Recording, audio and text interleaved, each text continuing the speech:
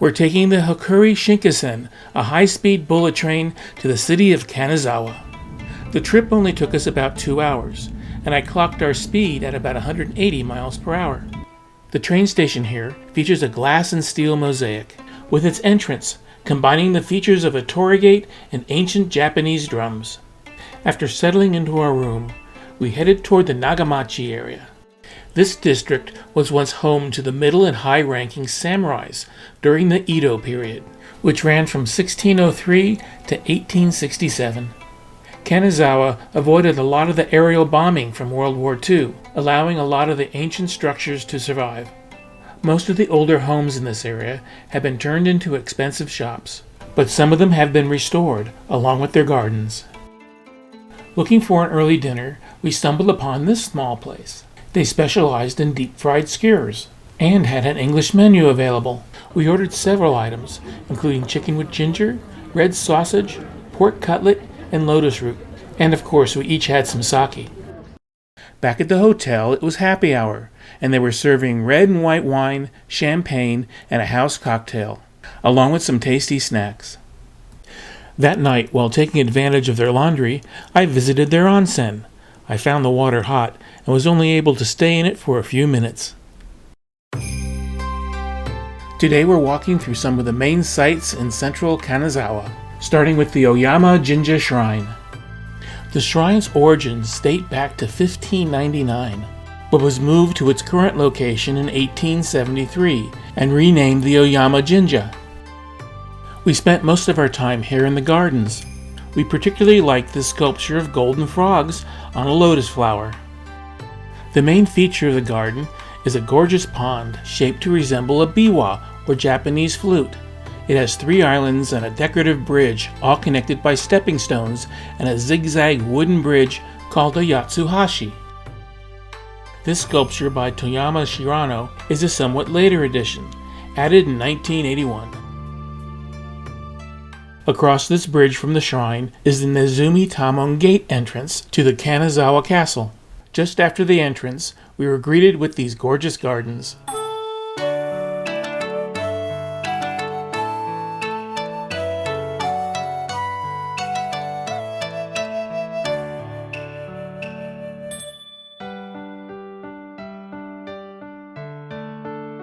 Not much of the original castle remains, but there are a few large reconstructed buildings.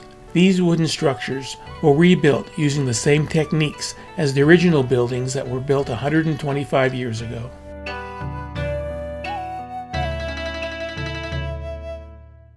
Like many of the ancient buildings in Japan, it is put together with just joinery, no metal fasteners at all. To protect the wooden roof, it was covered with lead tiles. While we were there, we saw a large number of archaeological excavations in progress, along with plans of rebuilding more of the structures. Adjacent to the castle is the Kenrokuen Garden, classified as one of Japan's 3 most beautiful landscape gardens.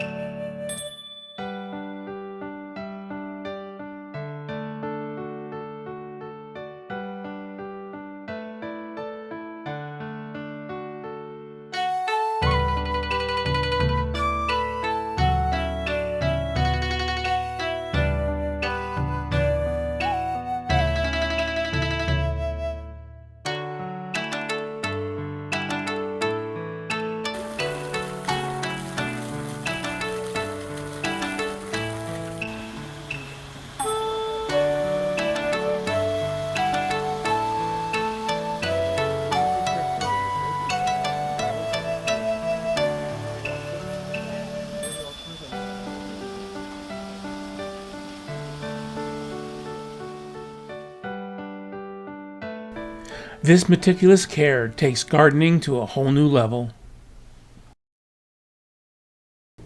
Our next stop takes us to the Higashi Chaya District, a Geisha district that literally means Eastern Tea House District, where wealthy customers would be entertained by the geishas, but the buildings here are now mostly restaurants and tourist shops. While here, we did try a local favorite confection, warabi mochi, a sweet gelatinous cube covered in matcha tea powder. Overall, we didn't think this area was worth our time, considering it's getting late and we want to visit the Omocho market. Unfortunately, by the time we got there, most everything had closed. We used Google to find a place that might be open for an early dinner. It recommended Okima Sushi. It was small, seating for only about 9 people. There was one older gentleman behind the counter who didn't speak any English. He said, "Sushi?" We said yes. It took him about 20 minutes to prepare our plates. While he was working, his wife came in. They were both very friendly, and we used Google Translate to get us by. We ended up talking about how we each lost our dogs recently, both of us sharing pictures of them on our phone. As we left, she gave us an origami ball as a gift. It's our last morning in Kanazawa, and as we're having our nice breakfast, we saw a construction crew in the parking lot across the way, preparing for their day. We arranged for a private tour to take us to Takayama today, via a couple of restored ancient villages. We opted for this as a way to see some of Japan outside of the large cities. It's about an hour's drive into the mountainous central region of Japan, until we get to our first stop, Ainokura, one of the 40 small villages that make up Gokayama. One of the first things you notice about the small village are the steep thatched roof houses called zako-zukuri, which means constructed like hands in prayer. Originally, silkworm cultivation in the attics of the houses was a common way for the townspeople to make a living. However, during the Edo period, the area's main production shifted from silk to gunpowder, as the area became the largest producer of niter, one of the main ingredients of gunpowder. This museum displays common items that have been used by the villagers over the many generations they have lived here.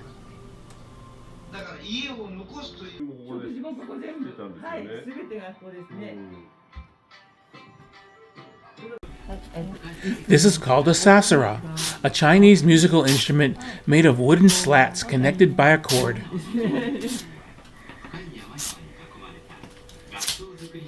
For music or...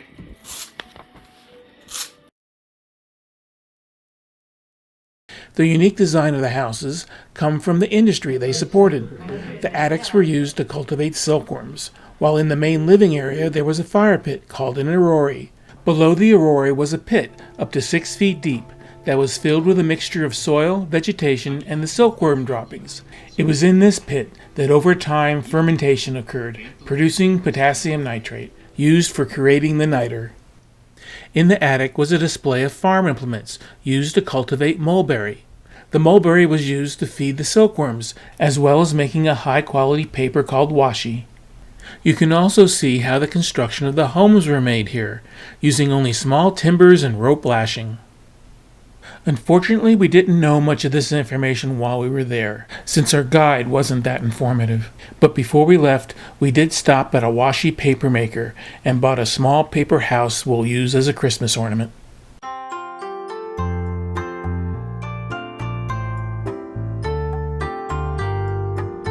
We have a nice 45-minute drive through small towns and picturesque hills to our next destination, Shirakawago. But before we arrive, we stop at an overlook, getting a bird's eye view of the village.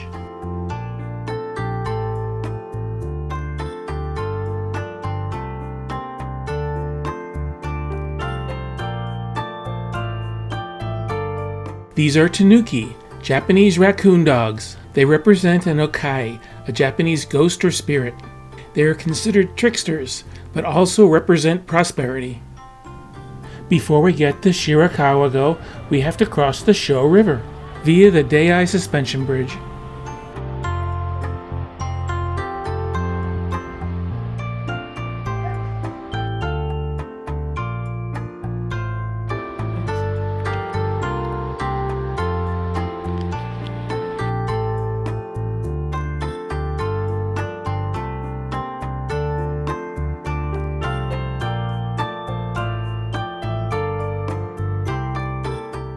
This is the Shoroman gate to the Myozenji Temple. The original bell was requisitioned for military use in World War II, and this is a replacement.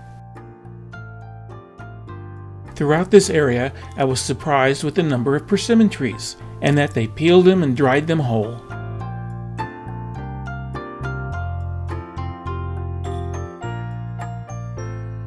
In general, we found Shirakawago not to have the same feeling as Ainokura, being larger and catering more to tourists.